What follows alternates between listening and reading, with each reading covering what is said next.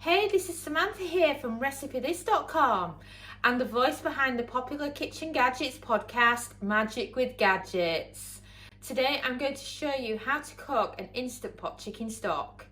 And unlike the chicken stock recipe that we have on Recipe This, what we'll actually be showing you is how to make the stock from the juices left behind from cooking a whole chicken in the Instant Pot. You can do it in a similar way to an Instant Pot vegetable stock. For example, whole chicken and then onion, some garlic is also very nice with it as well, salt and pepper, some white wine for your pot. We don't use water in the Instant Pot in this recipe, we just use white wine because it gives lovely flavour to the chicken. And then you'll also want some extra virgin olive oil for when you're sauteing your onion. And then those ingredients can come together perfectly to make your whole chicken. For example, you can use potatoes, so kind of think of it a bit like when you do potato scraps to make a vegetable stock. You can also add in ingredients like carrots and celery as well. And coming together, they do very, very well. And then you've got the juices from the chicken. And I find this makes the best chicken stock. And it's a fantastic savour of all your stock juices. And I'll often do this stock as well as making a traditional carcass stock as well. So, you know, this is your quick version. If you want some chicken stock quickly, say you're making a soup tomorrow and you've got no stock available in the freezer. And we'll also be showing you how to store it. So let's start with the prep, shall we? Of course, with this chicken, I'm using it to make some chicken stock with as well. So we're adding in some extra ingredients. But first, you want to start with your onion. Recommend any medium-sized onion. It can be white like we're using, or you can use a red onion if you prefer, depending on what you've got in, or you could even use shallots. Or a time saver for me is the frozen onion already chopped that you can buy from the supermarket. That is absolutely fantastic as well. And then get those to one side and then chop up your right. And then once you've done your onion, you can press saute on your Instant Pot and then press start because we're on the Ultra one, so you've got to press start instead of just leaving it. And then you want to add in your onion. And then next, add in some extra virgin olive oil. Just a little. Get it started. And then you're waiting for the sizzle because it takes a while to get going. So whilst it's getting going, you can work on your other extras that you could use in.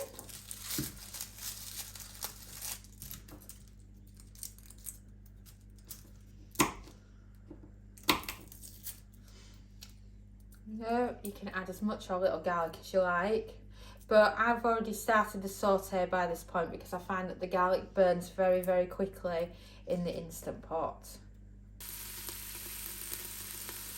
So that's the garlic I'm going to use. I'm just using 3 large cloves. And then once you start to hear the sizzling sound, it's time to get your wooden spoon out and start mixing your onion a bit.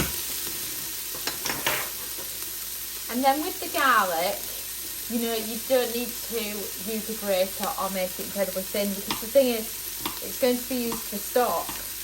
So it's not like you're going to be eating it raw like this. To one side. And then for the celery, just slice it up. You can use as much celery or as little as you want. And then just medium chunks like that. And then for the potatoes, you can keep the skin on because it makes delicious stock.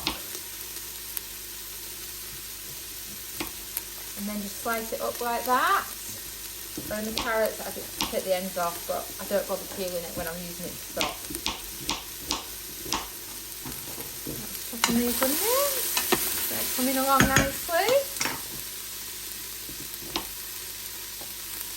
And that's all the veggies peeled. So as you can see them all there, we've got the carrots, we've got the celery, we've got the potatoes with the skin on, and we've got the garlic. I'm just waiting on the onion just to saute a little bit more, and then we can start adding in everything else. And then of course it's a good time to tidy up while you're waiting on your onion.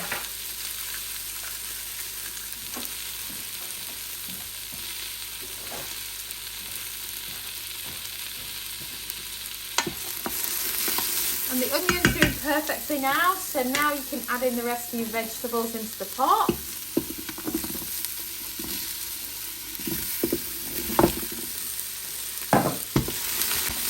Give it a good stir.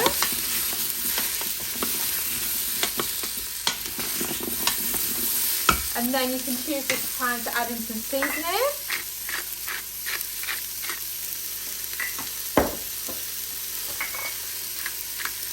Some salt, some pepper, and I'm going with some chives. And then again, another stir.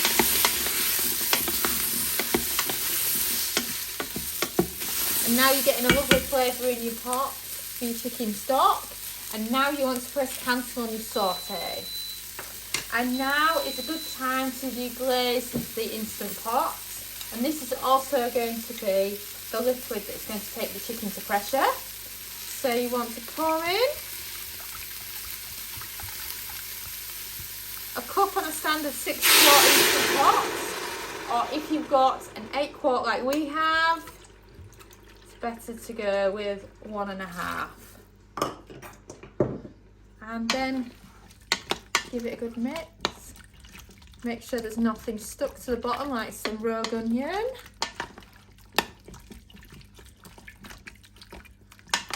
And now, once we've got that stock developing at the bottom and got rid of any bits that stuck around the sides, we can talk about the actual chicken.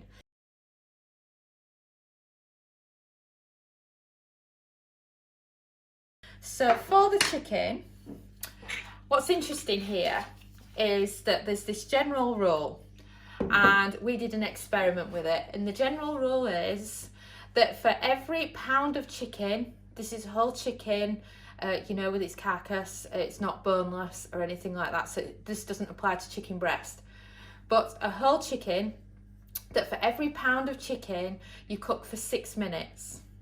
So let's say you're cooking a 4-pound chicken, then that would mean that you would be cooking it for 24 minutes. And it's fantastic because you can adjust the time depending on the size of your chicken. So in the Instant Pot, you could do a small chicken, medium, large, extra large, XXL, or whatever will fit your Instant Pot. What we did is we did an experiment and we tried lots of different sized chickens, and this rule was spot on. If you head over to Recipe This and put in how long whole chicken, then the guide will come up where you can see our experiments and the different seasonings we used on each of these chickens to make it a bit more interesting. So following that example, I have here Tesco's large whole chicken. It is 1.85 kilos. So let me take this straight into pounds first. 1.85 kilos works out at 4 pounds. So if you were then to follow this rule, then this would be 24 minutes plus a 15-minute natural pressure release. So now you understand that, and you've done the calculations for the chicken size you've got, because nobody's chickens ever seem to be the exact same size, then it's time for you to start pressure cooking. So then you need your trivet. This is the one I'm using today. And you place it in the Instant Pot. You make sure it's touching down on the ground, because otherwise your chicken will move too much as it's pressure cooking. And then remove the chicken from its packaging.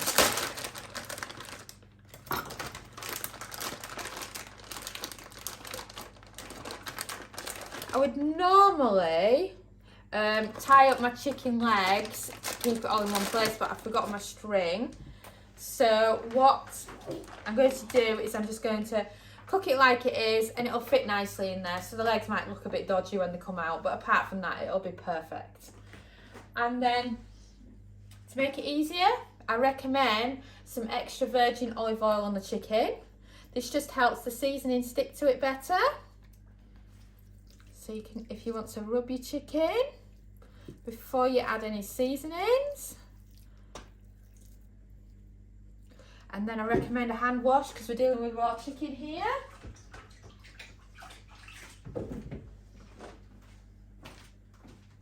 And then once you've wiped your hands, you can season your chicken.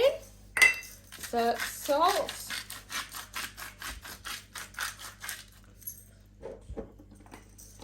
pepper,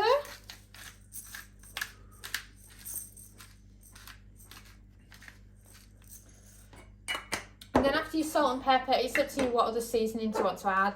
I'm going with some parsley, but you can go with whatever you want. Do it from above, it's easier to get a coating on it. And then once you've done that, you can give it a rub in, just so that it's mixing it nicely. And the point of the oil, you know, I mean, you don't need oil actually in the pressure cooker because you're not air frying it, but what the oil does is it helps the seasoning stick to it, so it makes it easier that way. So once you've done that, you can place it in your pressure cooker. Make sure it's all sturdy and it fits nicely. And then a quick hand wash again. And then it's time to press the pressure cooker buttons and put the lid on. And then we're going to have some cooking. So first of all, make sure you're in sealing position, not venting. And then on the front screen, you want to find the pressure cook button. And then like I mentioned, I've got a 4-pounder. So I'm going up to 24 minutes. And then this will be followed along with a natural pressure release for 15 minutes.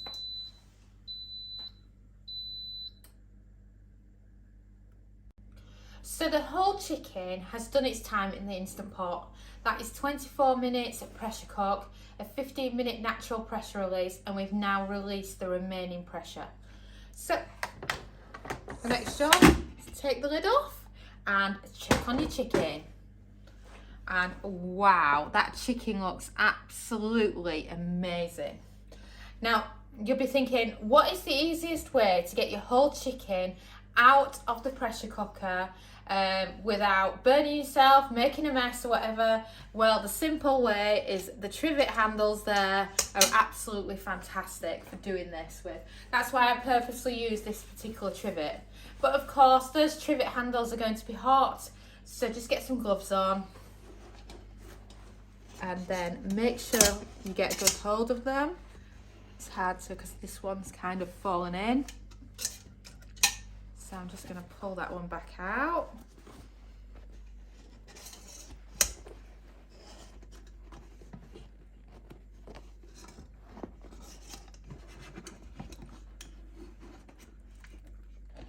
And then give it a shake, and then that will get rid of any of the last bits of wet liquid. And then move it to your plate.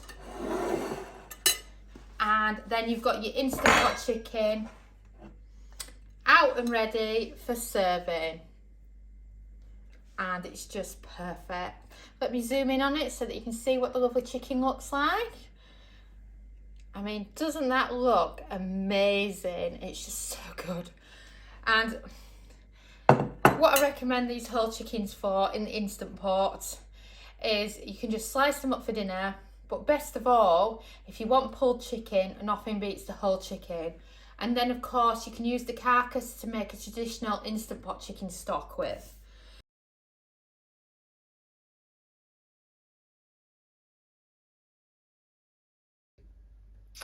Well, I mentioned that I was using the whole chicken stock to actually make some chicken stock that you can store in the freezer and then reuse time and time again. It's a very, very easy method and very similar to that Instant Pot vegetable stock video. And I have a few little gadgets that I use to make it easy. So first of all, I absolutely love my Joseph and Joseph bowl set. It's brilliant because it has the large bowl, the sieve, the mesh strainer, a smaller bowl, and then it's got the measuring cup, starting from a cup going all the way down to a teaspoon and tablespoon. And the reason I use this for my chicken stock is what I can do is I can strain it first using the sieve, and then that gets rid of all the bigger bits of the chicken stock, because you don't want your potatoes and carrots and celery and any big bones using. And then you can put it again through the mesh strainer, and then this gets rid of any of the leftover bits before you can pour it into your containers for freezing. And the containers I recommend for freezing is one of these. I use these all the time. I'm absolutely addicted to them. And what they are is each one measures a cup in liquid weight. So if you think one of those is a cup, so that gives you 4 cups of chicken stock for your freezer. And then what you do is you pour it in, lid on, freeze it, and then each time if you want to use some chicken stock in the Instant Pot, you take your cube out, and then you can pressure cook it from frozen, or you can defrost it for 3 minutes in the microwave first. It's totally up to you. So that's the process. So now back to the chicken stock that we made. As you can see from here, we've got quite a bit, but you're losing quite a lot of it to the liquid versus the little bits of potatoes and things. But it's a great quick chicken stock. It's not your traditional carcass one. It's just a quick, simple method so that you can make use of each time you cook a whole chicken in the Instant Pot. So you want to start pouring it all in like that, and then once you've done that,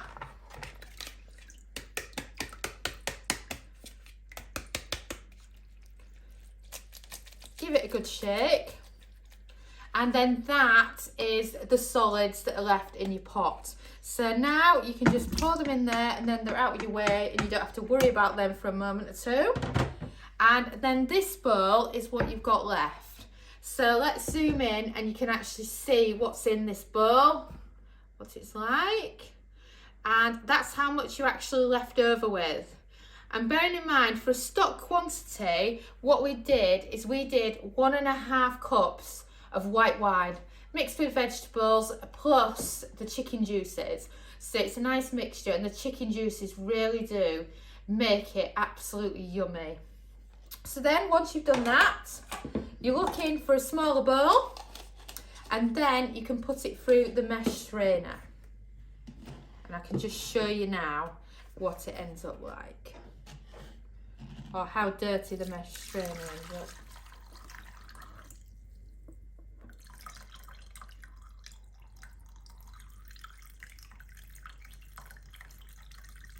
So as you can see, I've poured all that in now.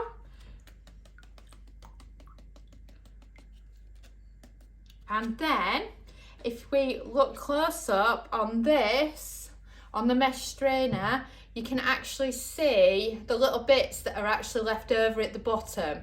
And those are the bits that you want rid of, and the point of doing the mesh straining. And then close up on this, and you can see how much chicken stock that you've been left with. And this amount of chicken stock is absolutely perfect for pouring in. And then another trick, if you head over now to recipethis.com, or look at the picture on the screen now, that's what our stock looked like. And what you can also do is, if you don't want the fat from the chicken, what you can do is you can leave it in a bowl or a jug overnight in the fridge, and all the fat will harden and go to the top, so that then you can cut the top fat bit off before you freeze it, and then it'll make it a much lower fat chicken stock for your freezer. But it depends on what you like. So now you've got it in there, you can pour it in. This is only a small portion of stock, I may add. It's not the normal size I normally do. When I do it with the carcass, I've got a lot more. So for example, that's actually doubled up when you add in the chicken juices and things. Because if you think about it, I did 1.5 cups of wine. That was the only liquid that went in the Instant Pot. And I've produced 3 cups worth of chicken stock just using the leftovers. And then what you would do now, you would allow this to cool, And then you can place the lid on it once it's cool, add a label, so you might put a chicken stock and the date, and then you can just grab them from the freezer as you need them. And then another tip, I only have 2 of these and I'm always making stock. I've got ham stock in the freezer, chicken, turkey, I've even got some lamb, and I've got plenty of vegetable stock. But of course I've already got 2 of these, so what you can do is you can allow them to freeze in the freezer, and then you can remove them and they'll just literally look like ice cubes. And then you can place them into a Ziploc bag and then freeze them, and then it's a way to free up space. And then you can have a big bag, a big Ziploc bag, the gallon size ones is my favourite. And then with those you can freeze enough and just keep your stockpile going, and then each time you make a whole chicken or you cook the carcass or the turkey stock, it's there to use. And another idea I have that I just started doing recently is I don't often want a full 1 cup of stock each time I'm doing a recipe. So I was in my local Lakeland and I picked this beauty up. I've got 2 of them at home, and they're actually meant to do cute French style muffins in. So what I do instead is the like more traditional ice cube style sizes, and you can also do them to make small ones. Like I've just done some beef ones with these. So, you know, have a look around your local grocery store, look for some of these or look for some of the bigger ones and see what you can find. And it's a great use of your chicken leftovers.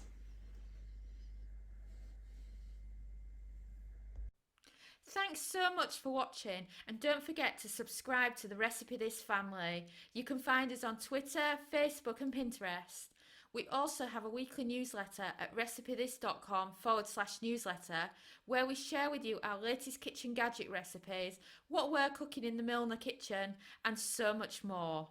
As well as this, we recommend that you subscribe to our YouTube channel, and then whenever we have a new video, you will be the first to know.